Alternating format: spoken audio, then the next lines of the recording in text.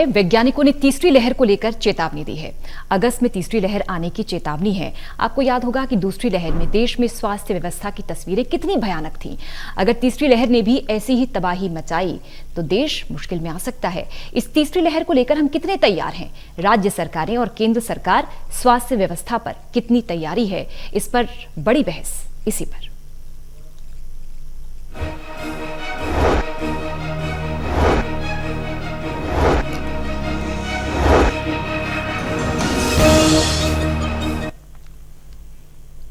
और हमेशा की तरह खास पैनल हमारे साथ सत्यव्रत शास्त्री जी, प्रवक्ता बीजेपी, आपका स्वागत। अश्विनी शर्मा जी, प्रवक्ता कांग्रेस हिसार स्टूडियो से, अजय गुलिया, प्रवक्ता जसपा, और कृष्ण कुटेल, प्रवक्ता इनेलो पानीपत स्टूडियो से, आप चारों का बहुत बहुत स्वागत। चर्चा से पहले इस रिपोर्ट पर एक नजर डाल लेते हैं। कोरोना की तीसरी लहर की आशंका है। इस बीच सरकारी स्तर पर तैयारियां भी शुरू हो चुकी हैं। क्या इस बार तैयारियां पुख्ता हैं? क्या दूसरी लहर वाला नजारा तो इस बार नहीं होगा? इन्हीं आशंकाओं पर पहले रिपोर्ट। कोरोना की बात करें तो अगस्त महीने का अलर्ट था कि देश में कोरोना की तीसरी लहर आ सकती है। इसके संकेत भी मिलने शुरू हो गए हैं। तीसरी लहर के लिए अगस्त से सितंबर की अवधि का अंदाजा लगाया गया है। पर अब बड़ा सवाल ये है कि क्या हम अब तैयार हैं? टोटल न्यूज की टीम ने सरकारी अस्पताल में जाकर इसका जायजा लिया। ये हैं deputy medical superintendent doctor Amit Paudiya. ये अपने मेडिकल स्टाफ को जांच रहे हैं कि सभी ने कोरोना की दोनों डोज ली हैं। नहीं ली तो जल्दी करो, ऊपर से सख्त ऑर्डर हैं। जो उनका भी देखो, बस एक मिनट है, अगर वो सभी जो हो गए सर्टिफिकेट किए हैं और वैक्सीनेटेड नहीं है ना, उसका डिसीजन का स्टेट को सभी वैक्सीनेटेड है। भाई जो है अपने बेड तैयार करो, ऑक्सीजन की पोजीशन तैयार करो, टीम तैयार करो, ट्रेनिंग दो, तो ये सब चल रहा है। और हम जो है अकॉर्डिंग जैसे जैसे इंस्ट्रक्शन आती है वैसे वैसे डेली करते रहते हैं। लॉजिस्टिक तैयार करो, ये सब चल रहा है। गौरतलब है कि तैयारियां तो कोरोना की दूसरी लहर के वक्त भी थी, पर अब लगता है तब दावे थे, हकीकत नहीं थी। तभी तो बड़ा अनर्थ हो गया। सरकारी आंकड़े कोरोना से देश में जितनी मौतें बता रहे हैं, कई रिपोर्ट्स दावा कर रही हैं कि मौतें कई गुना ज्यादा हुई। अब तीसरी लहर के लिए क्या तैयारियां हैं? देखिए, अभी चूंकि तीसरी लहर का जो एक संभावना व्यक्त की जा रही है, उसकी हमने मीटिंग्स कर ली हैं, सारी तैयारी हमारी है और हर प्रकार की तैयारी के नाते से ऐसा कोई विषय आएगा तो उसको बखूबी हम उसका मुकाबला करेंगे। और हमारी अभी भी कोशिश ये रहेगी कि ऐसी तीसरी लहर नाम की जो कोई चीज़ है उसको कैसे प्रारंभ में रोका जा सके, उसके लिए हम पूरे प्रयत्न करें। हालांकि हरियाणा की बात करें या पानीपत की, सभी जगह स्वास्थ्य विभाग अलर्ट पर है। नई एम्बुलेंसेज, मशीनें और ट्रेंड स्टाफ मुहैया कराया जा रहा है। सरकार की तरह आप भी मानकर चलिए कि तीसरी लहर आ सकती है। खतरा इस बार बच्चों को भी है, इसलिए ये बात पल्ले बांध लीजिए। जी हाँ, जब हम अपने डोगी, अपनी गाय भैंस और अपने बच्चों को टीका लगवाते हैं ये सोचे बिना कि कहीं इसे नुकसान तो नहीं करेगा, तो हम कोरोना वैक्सीन लेते वक्त ये क्यों सोचते हैं कि ये नुकसान कर सकता है? इसलिए मत चूकिए, तीसरी लहर आ सकती है, खुद को वैक्सीनेट कराइए। कैमरामैन राजेश कुमार के साथ Devendra Kathoria, total news, Panipat bureau. तो तीसरी लहर को लेकर एक्सपर्ट्स ने भी चेताया है। आशंका है अगस्त और सितंबर का महीना खतरनाक हो सकता है, लेकिन हमें डरना नहीं है। सत्यव्रत जी, डरना नहीं है बल्कि चिंता करनी है, क्योंकि अगर हम चिंता करेंगे तो सतर्क रहेंगे, सजग रहेंगे और तैयारी भी करेंगे। सरकार तो यही दावा कर रही है ना कि तैयार हैं हम। जी बिल्कुल, आपने ठीक कहा। डरने से किसी चीज का कोई लाभ नहीं होता। डरने की बजाय बचाव के उपायों पर, उनके ऊपर चर्चा करके उनकी व्यवस्थाएं करना, इसके लिए अपने को सबको आवश्यकता है। जैसे अभी भारतीय जनता पार्टी ने भी अपने स्तर के ऊपर भी उन्होंने इस काम के लिए 4 लाख वॉलंटियर्स को तैयार करके उनकी ट्रेनिंग शुरू की है। तो इसी प्रकार बाकी संगठन भी इस काम में लगेंगे। सरकार के पास प्रशिक्षित जो स्टाफ है, पिछली बार भी जिस प्रकार से जो फाइनल ईयर के विद्यार्थी थे उन सबको इस काम में लगाया गया था। और इस प्रकार विशेषज्ञ लोग, यदि पहले से ये चीजें हैं कि इन चीजों की आवश्यकता है, उन चीजों को पहले से तय कर लें। और पिछली बार की बात भी कुछ आर्टिफिशियल मजबूरियां दिखाई गई। जैसे दिल्ली के अंदर कुछ आया, जांच के अंदर पता चला कि जो बनावटी रिक्वायरमेंट थी, लोगों ने स्टोर करना शुरू कर दिया, हॉस्पिटल्स ने स्टोर करना शुरू कर दिया, अनावश्यक रूप से लोगों के अंदर टेरर पैदा कर दिया। ये आप ठीक कह रहे हैं कि डरने की बजाय हम सबको उसकी व्यवस्था कैसे ठीक हो, कैसे सब लोगों को लगे, तो हमने एक्सपर्ट ये कह रहे हैं सत्यव्रत जी कि अगस्त और सितंबर ये बहुत क्रूशल महीने हैं। आप अभी कह रहे हैं कि 4 लाख वॉलंटियर्स हम तैयार करके ट्रेनिंग हम शुरू करेंगे। स्वास्थ्य मंत्री दावा कर रहे हैं कि 40 प्लांट्स ऑक्सीजन के पीएम ने दिए हैं, 139 के लिए हमने टेंडर जारी कर दिए हैं, यानी अभी तो प्रोसेस में है। अगस्त की शुरुआत हो गई है और अभी तो आप तैयारी कर रहे हैं। अगर ऐसे में आनंद फानंद में तीसरी लहर आ भी जाती है, कई जगह तो एक्सपर्ट ये भी दावा कर रहे हैं कि आ भी चुकी है कई देशों में, अगर यही हालात देश में आ जाते हैं, हरियाणा में आ जाते हैं, तो आप तो अभी तैयार ही नहीं है। नहीं, ऐसा नहीं है। बहुत से स्थानों के ऊपर ये चीजें शुरू हो चुका। कुछ प्रक्रियाओं में जो टेंडर देने की बात है, क्योंकि उसके अंदर भी पारदर्शिता और उसकी व्यवस्था ठीक रखना ये भी जरूरी है।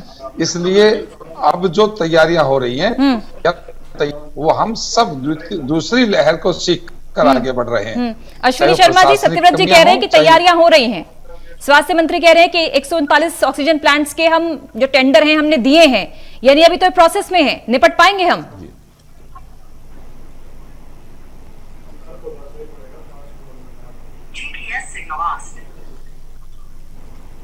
देखिए पूजा जी, सबसे पहले तो हम ईश्वर से ये प्रार्थना करते हैं कि ये तीसरी लहर जैसी कोई चीज ऐसी कम से कम हमारे देश में ना आए।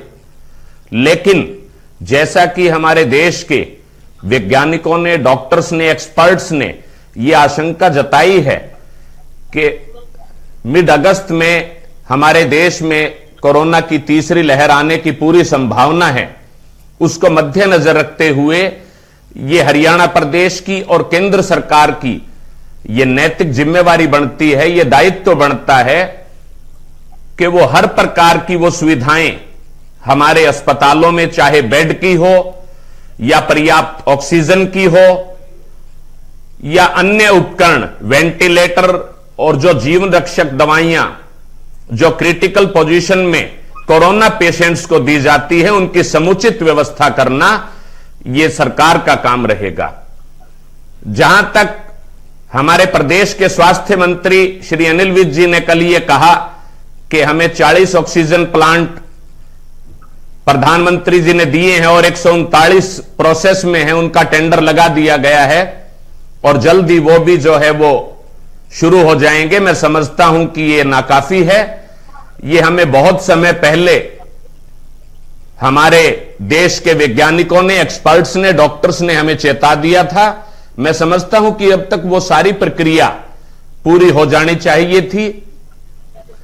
हम सभी ने देखा है कि किस प्रकार जब पहली लहर कोरोना की आई, कोरोना ये जो वैश्विक महामारी ने हमारे देश में प्रवेश किया, तो सबसे पहले इसने बुजुर्गों के ऊपर इसका ज्यादा प्रभाव देखने को मिला। उसके पश्चात जब दूसरी लहर, जिससे मैं समझता हूं अभी भी पूरी तरह हम मुक्त नहीं हुए हैं दूसरी लहर से, इसने सबसे ज्यादा प्रभावित मैं समझता हूं जो अधेड़ उम्र के हैं हमारे लोग, उनको ज्यादा प्रभावित किया। अजय गुलिया जी, दो चुनौतियां लहर में हमने वो है और आप चूंकि सरकार के सहभागी हैं, हमने एक तो वैश्विक महामारी से जंग लगातार जारी है, किसानों का गुस्सा भी लगातार जारी है। अगर कोरोना की तीसरी लहर आती है, उसमें भी तैयारियां सरकार पूरी नहीं कर पाई, तो लोगों में क्या मैसेज जाएगा सरकार के प्रति कि समय तो पूरा रहा लेकिन सरकार ने तैयारी नहीं की? नहीं, देखिए पूजा जी, मैं हमेशा हम लोग एक बात मान के चलते हैं कि prevention is better than cure, कि आपको पहले से इंतजाम करके और तैयारी ऐसी करके रहनी चाहिए, लेकिन समय सीमा के अंदर, वो तैयारी समय सीमा के अंदर होनी चाहिए। बिल्कुल टाइम बाउंड, मैं तो पूजा जी खुद कह रहा हूँ टाइम बाउंड होनी चाहिए। देखिए, सरकार जो है वो जनता के हितार्थ काम करने के लिए चुनी जाती है और प्रत्येक बार सरकार की तरफ से जब भी कोई इस प्रकार की महामारी, चाहे पहले भी सरकारें रही हैं, सरकार का यह प्रयास रहता है कि मिनिमाइज इसको किया जाए ताकि लोगों को कम से कम नुकसान हो। लेकिन ये एक वैश्विक महामारी थी। हमने देखा यूरोप के देश जहाँ की मेडिकल फैसिलिटीज तो हमारे से बहुत बेहतर हैं, वहाँ किस प्रकार के हालात थे। एकदम कोई नई चीज ऐसी आ गई जिसके लिए जिससे लड़ाई नहीं, लड़ना सबके ये तो लिए कोई कठिन था। जस्टिफिकेशन नहीं हुआ ना लेकिन अजय जी पूरे भारतवर्ष कि में- उनके दाग हमारे दाग से ज्यादा गहरे हैं। ये तो जस्टिफिकेशन नहीं हुआ। ये दाग- हरियाणा में भी हमने आप- देखा दूसरी लहर के दौरान अस्पतालों में किस तरह से बेड की कमी थी, वेंटिलेटर्स की कमी थी, दवाओं का स्टॉक नहीं था, लोग परेशान थे। देखिए मैं पूजा जी, मैं ये बात कह करके कोई प्ली लेकर के बचना नहीं चाहता कि हरियाणा सरकार बच नहीं सकती, ये हरियाणा सरकार का दायित्व है। मैं एक चीज कहता हूँ, मैं इसको कह रहा हूँ कि ऐसी महामारी आ गई, सबके लिए परेशानी थी। अब जो आज सवाल पूछ रहे हैं, क्या कांग्रेस शासित प्रदेशों में इस प्रकार के हालात नहीं थे, या कहीं जहाँ दूसरी सरकारें हमारे से हालात नहीं थे? अरे तो लेकिन उनको हम बदल सब दिया लोगों गया। को मिल अगर करके- कांग्रेस से नाखुश थी हरियाणा में लोग, तो उनको आपको मौका मिला ना सर, मौका तो अब आपको मिला है, नहीं, तो मैं आपको कह रहा हूं करने कि का हमारे समय तो दायित्व आपका है। lots of responsibility। Krishna Kutel जी, अगर लोगों ने सरकार हमें कितनी तैयार सरकार तीसरी लहर के चलाने लिए? का अधिकार दिया है, तो दायित्व हमारा बनता है लोगों की सेवा करने का। इस बारी और प्रयास बेहतर किए जा रहे हैं। सबसे पहले मैं आपको लेकिन नमस्कार इन्होंने करना कहा कि चाहूंगा। सेंट्रल और गवर्नमेंट की तरफ से आए, 139 जो का काम अभी चल रहा है, वो हरियाणा गवर्नमेंट की तरफ से- लौटेंगे सर अजय जी। अगस्त संख्या को और महीने बढ़ाया के जाएगा। मध्य के अंदर जो है कि और मैं तो एक चीज कहता हूं, इसको राजनीति बाद में कर लेंगे, आरोप हेलो जी जी, आप पूजा जी नमस्कार। नमस्कार सर, बताएं कितनी तैयार सरकार हाँ, तीसरी लहर के देखिए, लिए? करके एक साथ आकर के इस प्रदेश को इस महामारी से देखिए अभी सरकार की ओर से कोई किसी प्रकार की तैयारी नहीं है, क्योंकि अभी जो है कि ये बातें तमाम जो है कि वो कागजों तक ही सीमित है।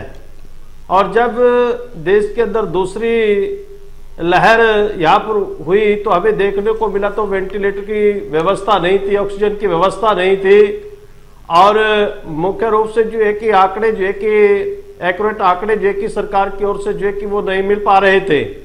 और अभी भी स्थिति वही है, लेकिन आम जनता इसके लिए सतर्क है, लेकिन सरकार जो है कि सतर्क नहीं है, और सरकार की जो है कि वो ढोलमोल नीति है, क्योंकि ये वाक रूप से जो है कि समक्ष जो एक तमाम बातें रखते हैं और कागजों के अंदर जो है कि ये तमाम बातें होती है, लेकिन जो है कि पटल के ऊपर जो है कि सही तरीके से जो है कि ये काम जो है कि सरकार की ओर से जो है कि ना तो पहले भी किया गया और ना आगे भी जो है कि कोई किसी प्रकार की संभावना है।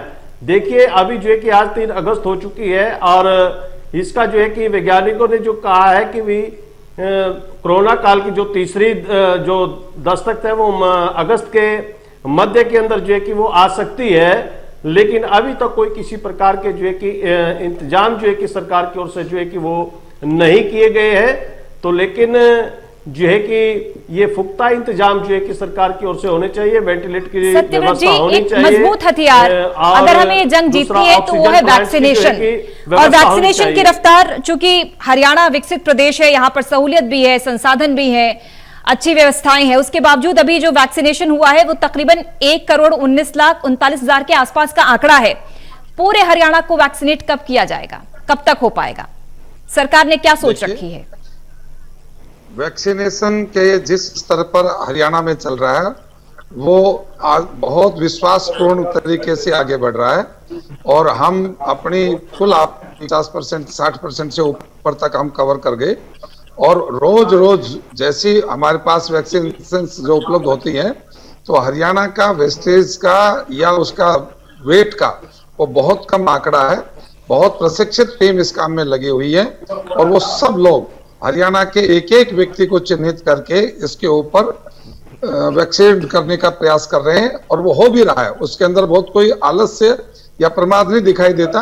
इसलिए हम आशा हैं बिल्कुल कि जिस प्रकार से वैक्सीन हमारे पास सबसे बड़ा हथियार है उसका प्रयोग सरकार प्राथमिकता से कर रही है। दूसरा बचाव के कारण से, तीसरा अगली लहर में क्या चीजें आ सकती हैं, क्योंकि पहले से कुछ नहीं कर सकते।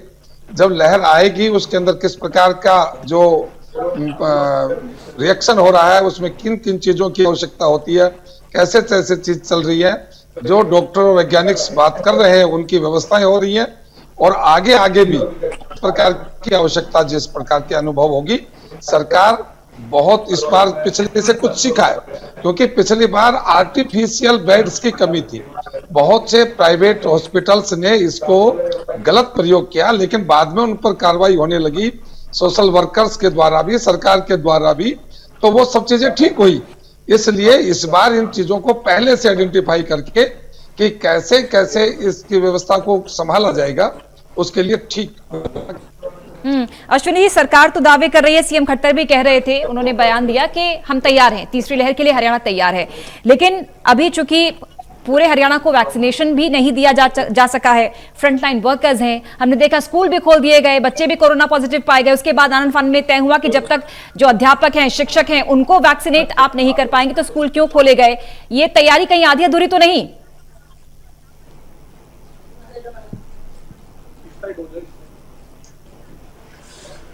बिल्कुल, मैं समझता हूं कि एक बहुत बड़ा गंभीर विषय है कि सरकार ने बड़ी जल्दबाजी में निर्णय लिया।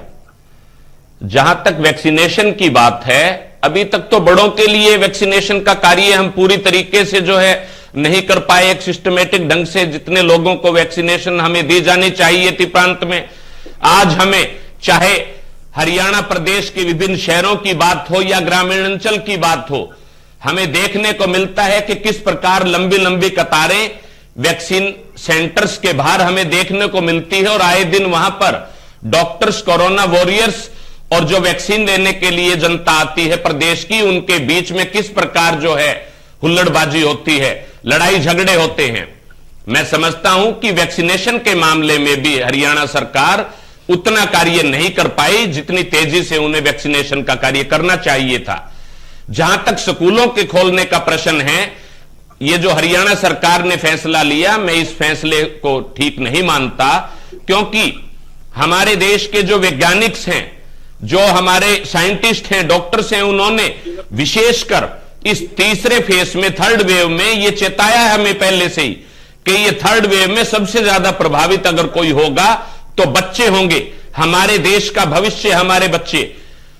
और हरियाणा प्रदेश की सरकार ने अभी तक बच्चों के वैक्सीनेशन के बारे में इस देश में कोई बात नहीं है, किसी प्रकार की क्लैरिटी नहीं है।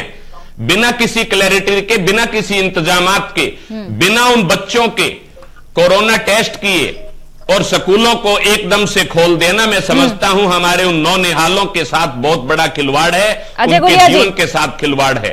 हरियाणा सरकार को पहले चाहिए था कि उनके टेस्ट कराए जाते, उनको वैक्सीनेशन की पूरे प्रबंध किए जाते, उसके पश्चात हमारे जवाब देंगे। नौनिहाल हैं, हमारे प्रदेश के जो बच्चे हैं, उनको स्कूलों में भेजने की व्यवस्था की जानी चाहिए। देश के सबसे बड़े साइंटिस्ट राहुल गांधी जी से सलाह मशवरा करना था क्या? अरे ये कांग्रेस के लोग किस प्रकार की बातें कर रहे हैं? सबसे पहले कहते थे वैक्सीन नहीं लगवाएंगे, हम वैक्सीन नहीं लगवाएंगे। ये लोग जो हैं, अगर राष्ट्र को जब एकजुट होना चाहिए था, तब उसके अंदर डेंट अगर किसी ने डाला तो कांग्रेस के लोगों ने उसके अंदर डाला। जब राष्ट्र को एकजुट होकर के काम करना चाहिए था, तब ये लोग खड़े थे वहां। ये मेरी बात का जवाब दे, ये बात तो घुमाए नहीं, इन्होंने ये मेरी बात का जवाब दे, इसमें राहुल गांधी जी तरह से बीच में आ गए, लगा रहे हैं, ये अपनी नाकामी को छुपाने का प्रयास करते हैं। आपके लोग खड़े होकर चिल्लाते थे कि पहले बताएं कि इन्होंने क्या व्यवस्था की। अजय जी, लेकिन तस्वीरें तो झूठ नहीं बोलती, सियासत तो होती ही रहती है, लेकिन तस्वीरें तो हम सभी ने देखी ना। हरियाणा के कई वैक्सीनेशन सेंटर्स को बंद करना पड़ा, कई वैक्सीनेशन सेंटर्स के बाहर खूब भीड़ भी नजर आई, लोग कई बार मायूस नजर आए कि वैक्सीनेशन है ही नहीं, हम पहुंचे हैं, जानकारी दी नहीं गई, आज वैक्सीनेशन मिल नहीं रही, लोगों को परेशान होते हमने भी देखा है। हरियाणा के कई जगह तस्वीरें वहां पर आई जहां पर वैक्सीनेशन सेंटर में वैक्सीन नहीं थी। कोरोना कोई डिनाई नहीं कर सकता। देखिए, आज सरकार में होते हुए अगर हम ये कहें कि लोगों को कोई किस्म की परेशानी नहीं, वो बिल्कुल गलत। इन्हें शर्म आनी चाहिए। हुई जब दूसरे दौर से लेकिन हमारा देश और प्रदेश गुजर रहा था, मैं कसर नहीं छोड़ी गई। पूजा जी, और ये दूसरे प्रदेशों से कंपेयर करें ना, जहां इनकी सरकारें हैं, आप कंपेयर करें। अगर आपको पूरी तरह विफल थी सरकार। अरे सत्ता आपको सौंपी गई है अजय जी, हरियाणा की जनता आपको देखेगी। अजय जी, हरियाणा की जनता तो आपको देखेगी ना, आपकी जवाबदेही बनती है। कृष्ण कुटेल जी, हरियाणा की जनता अगर हरियाणा में कुछ कमी बेसी होती है तो सरकार को देखेगी, हरियाणा सरकार को देखेगी, या उन सरकारों को देखेगी जहां पर कांग्रेस का राज है? सड़कों पर दौड़ते हुए नजर आए। देखिए, यहाँ पर बीजेपी और जो जजपा की जो सरकार हरियाणा प्रदेश के अंदर है, इनको किसी जनता से कोई मतलब नहीं है। और जैसा कि दूसरी लहर के दौरान भी जो है कि तमाम बातें जो है कि हमें देखने को मिली, और अभी भी जो है कि अभी पूर्ण रूप से जो है कि इनकी तैयारियां नहीं है, लेकिन ये अपने कार्यक्रम के अंदर व्यस्त है। और पहले भी जो है इन्होंने अपने संगठन को कोरोना के बहाने जो है कि अपने संगठन को जो है कि मजबूत करने का काम किया, और जो है कि जगह जगह पर जाकर के जो है कि ये कार्यक्रम करते थे। और अभी भी जो है कि एक तिरंगा यात्रा जो है कि इन लोगों ने स्टार्ट की है। और मैं इनसे पूछना चाहूंगा, क्या तिरंगा यात्रा के दौरान जो है कि लोग जब मिलेंगे जुलेंगे, क्या वहां पर कोरोना जो महामारी है कि वो फैलेगी कि नहीं फैलेगी? तो ये लोग जो है कि हमारे बीच के अंदर जो है कि वो ढोंग रचते हैं और जनता को बेवकूफ बनाते हैं। सत्यव्रत जी, कृष्ण कुटेल के सवाल के साथ एक सवाल ये, रोजाना एक्सपर्ट्स कह रहे हैं कि 1 लाख मामले सामने आएंगे तीसरी लहर में, और कृष्ण कुटेल जी कह रहे हैं कि तिरंगा यात्रा आप लोग निकालते हैं उस समय कोरोना नहीं फैलेगा क्या? देखिए, बड़ी दुर्भाग्य की बात है कि डिबेट किधर जा रही है। डिबेट इस देश की नहीं, दुनिया की इस बड़ी महामारी के विषय में चल रही है, और आप समेत तमाम लोग इस विषय को एक प्रकार से आगे बढ़ा रहे हैं, ये मेरी समझ से बाहर है।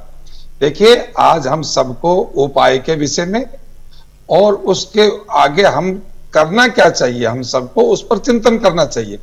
भारतीय जनता पार्टी के संगठन को मजबूत करने के लिए भारतीय जनता पार्टी राज्य के साथ नहीं, भारतीय जनता पार्टी ने अपने संगठन को यदि मजबूत किया है तो जनता की सेवा के लिए किया है। कितने लोग थे जिन्होंने पहली लहर में, दूसरी लहर में किसी पार्टी, राजनीतिक पार्टी ने किसी कार्यकर्ता को आगे लगाया हो, उन्होंने काम किया हो, कहीं प्रवासियों के भोजन की व्यवस्था की हो, कहीं दवाई मूल्य की बात की हो, कहीं भोजन किसी प्रकार की बात की, कहीं कोई दिखाई नहीं दिया, सब लोग आइसोलेशन में थे। यदि हम अपने संगठन को मजबूत नहीं बनाते और समाज सेवा के लिए उनको रोड पर नहीं उतारते तो स्थिति और भयंकर हो सकती थी। इसलिए आज हम सबको बैठकर इस बात करना चाहिए कि सरकार के स्तर पर सरकार काम करेगी, भारतीय जनता पार्टी का नेता और कार्यकर्ता और बाकी किसी काम की उसमें नहीं आएगा, वो तो उसको सामाजिक कार्यकर्ता के रूप में खड़ा होगा, उसके लिए हम तैयार कर रहे हैं। लेकिन वो किसी डॉक्टर को, इंजीनियर को या किसी उद्योगपति को बंद नहीं रहा कि आप आगे काम नहीं करो, हम आएंगे जब काम करेंगे। प्रशासनिक स्तर पर जो प्रयोग करते हैं या जो काम चलता है वो अलग स्तर पर होता है। अश्विनी जी कुछ कहना चाहते हैं? जी अश्विनी जी। इन लोगों को यह समझिए, पार्टी और सरकार एक होती थी, लेकिन भारतीय जनता पार्टी और सरकार दोनों अलग अलग है। सरकार को चलाने वाले लोग अलग है, पार्टी को चलाने वाले लोग अलग है। पार्टी अपना काम कर रही है, सरकार अपना काम कर रही है। इसलिए इस आज की डिबेट के अंदर हम सबको चिंतन ये करना चाहिए कि आगे करना क्या चाहिए और हमारा संगठन उसमें क्या करेगा। आप केवल राजनीति के लिए राजनीति करिए और कांग्रेस ने इस इन्होंने चर्चा को डाइवर्ट करने का प्रयास किया, वो गलत है। सत्यव्रत जी अपनी बात रख चुके हो तो मैं अपनी बात रखूं? नहीं, आप कल आ जाए ना। हाँ, सत्यव्रत जी, मैंने सत्यव्रत जी देखिए आपने कहा भारतीय जनता पार्टी संगठन सरकार, मैं आपको बता देना चाहता हूं सभी साथियों को जो सरकार में शामिल हैं, जो सत्तासीन हैं, जो सत्ता के नशे में चूर हैं, जब दूसरी लहर से हमारा प्रदेश जूझ रहा था कोरोना से, तो हरियाणा प्रदेश कांग्रेस कमेटी की माननीय अध्यक्षा बहन कुमारी शैलजा जी ने हरियाणा प्रदेश में कोविड-19 रिलीफ कमेटी का गठन किया था। और उसके बाद हमारे हरियाणा प्रांत के सभी जिलों में हमने इसी प्रकार की कमेटियों का गठन किया, जिसमें तकरीबन 20-20, 25-25 जो हमारे मजबूत कार्यकर्ता जो साथी थे उनको हमने जिम्मेवारी दी, उनका काम बांटा गया। वो कहीं पर कोरोना जो पेशेंट्स थे उनके लिए ऑक्सीजन की सुविधा जो जहां पर उन्हें नहीं मिल पाती थी, सरकार हाथ खड़े करती थी, हॉस्पिटल में डॉक्टर्स हाथ खड़े करते थे, वहां वो हमारे जो साथी थे, कांग्रेस पार्टी के जो सिपाही थे। चलिए, काबिले तारीफ अश्विनी जी, और जनता भी यही चाहती है, जनता भी यही चाहती है कि सबकी भागीदारी हो, विपक्ष की भी और सत्ता पक्ष की, क्योंकि ये भागीदारी जरूरी है इस महामारी से जंग जीतने के लिए। ये भागीदारी बहुत जरूरी है। शुक्रिया आप सभी का जुड़ने के लिए, बहुत बहुत शुक्रिया। सरकार दावा कर रही है कि तीसरी लहर की तैयारी पूरी है, दावे सरकार के, लेकिन विपक्ष इन दावों पर सवाल खड़े कर रहा है। इस बीच हम लगातार आपसे यही अपील करते हैं कि जब तक ये जंग जारी है तब तक कोविड प्रोटोकॉल का पालन आप करते रहें।